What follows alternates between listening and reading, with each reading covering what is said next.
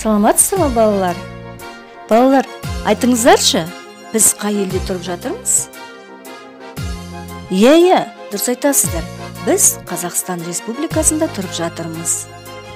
Біздің республикамызда тұрғылықты қазақ халқынан басқа 130-дан астам ұлттар мен ұлыс өкілдері тату-тәтті, бақытты өмір сүріп жатыр. Олардың әрқайсысының өз ана тілі бар. Ал қазақ халқының ана тілі ол қазақ тілі. Қазақ тілі тек қазақ халқының ана тілі ғана емес, сонымен қатар Қазақстан Республикасының ата заңымен бекітілген мемлекеттік тілі. Қазақ тілі өте ертеден келе жатқан, айтуға жеңіл, көркем, әлем бойынша 3-ші орында тұрған өте бай тіл. Тіл жоғалған жұрттың өзі де жоғалады. Сондықтан қазақ тілін құрметтеп, көздің қарашығындай сақтай білу барлығымыздың борышымыз, парызымыз. Балалар, біздің мектебімізде жыл сайын қазақ тілі апталығы өтетінін өздеріңіз білесіздер. Апталық барысында көптеген қызықты шаралар ұйымдастырылады.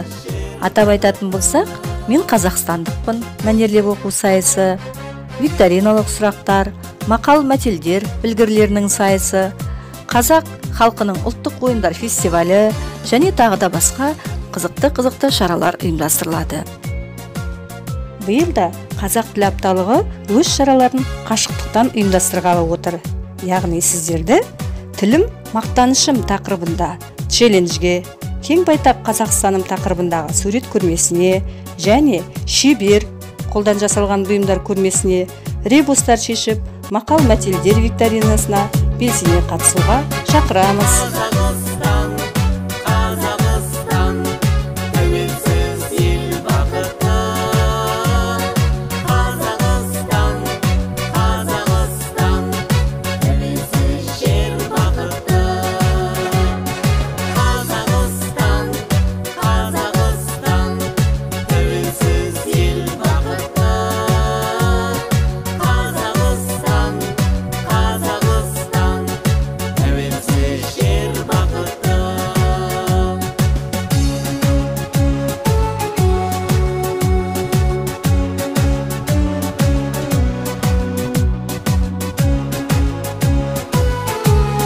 Қазақ тілі апталығын ашық деп жариялаймыз. Іске сәт балалар!